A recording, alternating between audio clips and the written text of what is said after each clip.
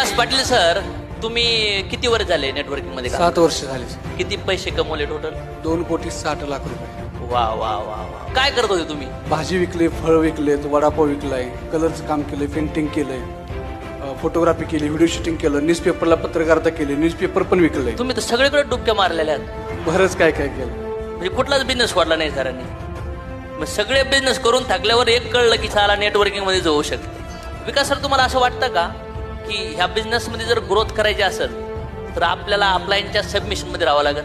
100% राहिलं पाहिजे. 100% नाही, 1000%. तर का काय होतं? कारण या जगामध्ये आई वडील फक्त शुभचिंतितात, म्हणजे माझ्या मुलाचं चांगलं होते, पण अपलाईन फक्त शुभचिंतणार नाही तर त्याला घेऊन जाणार, नाही येत तर ओढून घेऊन जाणार, असा अपलाईन असतो. जगातला एकच. Great great great.